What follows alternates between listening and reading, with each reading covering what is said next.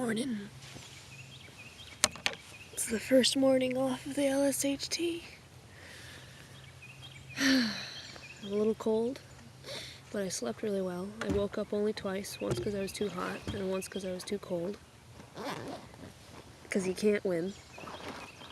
And also the hammock sagged so much that I was actually on the ground anyway, regardless, so I don't know what you would call that, a tent, hammock tent, or just a failure. Regardless, worked out okay. I slept, and I feel better.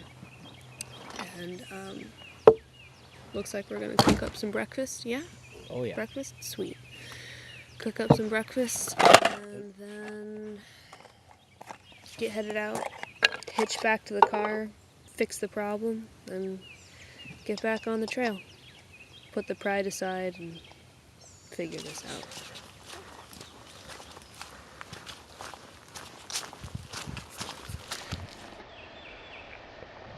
Still day 2, and we've come across something that we've seen every mile here thus far on the Lone Star hiking trail. Mile markers, very similar to the ones on the Ozark Highlands Trail that I did last year up in Arkansas. I love it because it's a lot easier to keep track of where you are on the trail when the miles are marked versus checking through the book and trying to see, what landmarks correspond with what mileage is listed in your guidebook. But interestingly, these things look like they're really solid, like railroad steel or something, but actually, if you notice, they're just plastic. And on the OHT, I actually saw a few of these in prescribed burns areas that were all melted and gnarly and messed up. The vast majority of these mile markers are on these plastic sort of plank pieces here on the Lone Star Hiking Trail. However, not all of them. Some of them are actually still up in the trees. As you see, this one actually has both.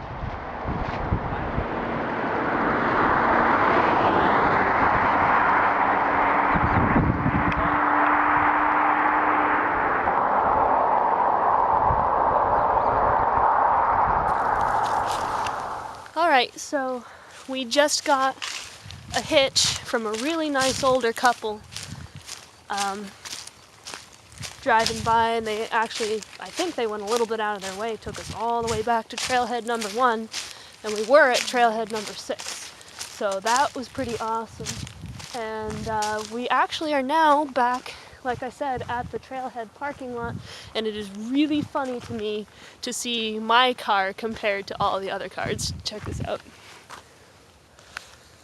Truck. Really big SUV. And the New Englanders. Yeah. Hey Tuts, what's up? So, that feels pretty awesome. I think it's barely noon. We were waiting for maybe an hour and a half for a hitch. And as you can see, it's cooled off a bit, so I got the puffy on. We are going to head out, get something to eat, and look for more gear. What's up? I think it was 8 went out.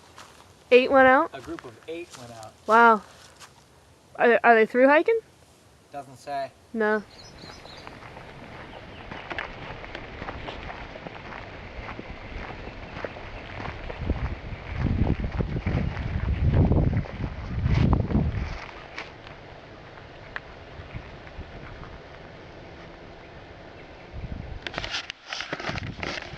Lake Conroe. This is one big lake. This isn't even a quarter of it that we're looking at here. It's like a little corner. As you can see, it looks really, really high too. Those trees are underwater. We had a lot of rain the night before we came here, and it is the wet season in this area anyway. God. It's quite beautiful behind me, as you can see. The trail parallels this lake for quite a while until we get to Stubblefield Campground. That's where we're headed for the night. Oh, feel the breeze off the lake. It's just such a beautiful feeling. Unfortunately, it smells like rain. Well, we got back on the trail a little while ago after picking up a couple of pieces of gear in Houston. But we'll talk about that later on.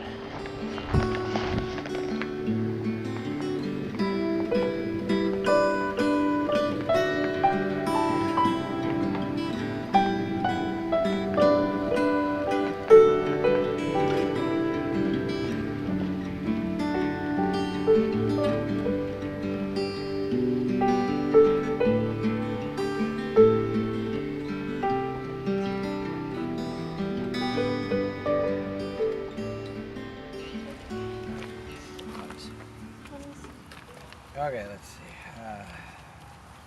Today's date 4/5/14.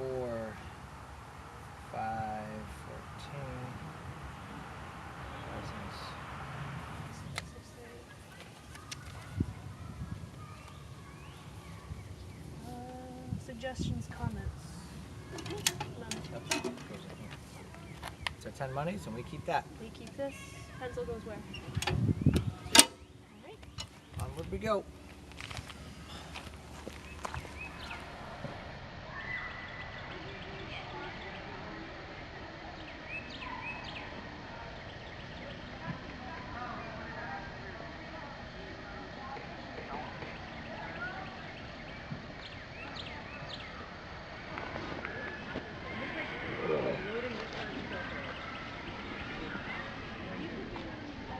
Well, and a day 2.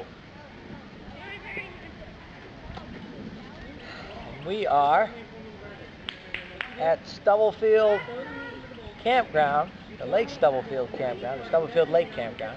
Can't remember off the top of my head. Which is right on the trail.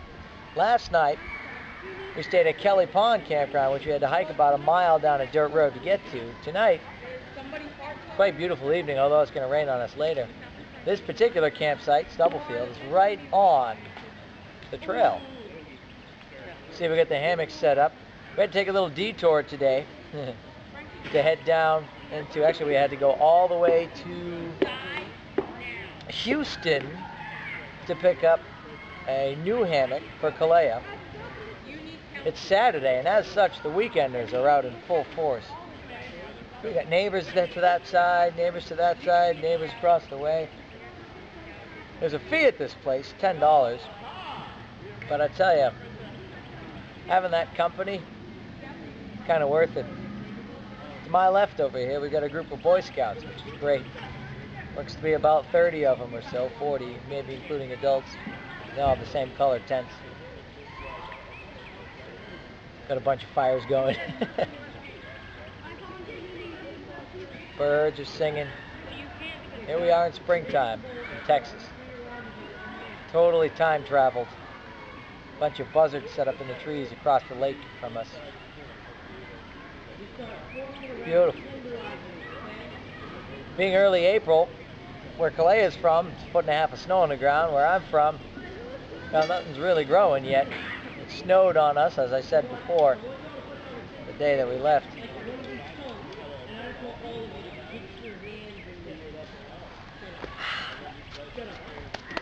It's interesting having company for the first real time on a hike, a through hike. On the Appalachian, I had, well, tons of company for, a couple days at a time, maybe a week at a time. But I never set out to hike with another person, and it's interesting. I like it. A lot less lonely out here when you have somebody who can sort of make fun of you and you're feeling a bit low, or when maybe you're being a little petty. Someone that you can be strong for instead of just being strong for yourself. It's only day 2, and there have been a few little annoyances, but overall, I think I'm going to like hiking with somebody else.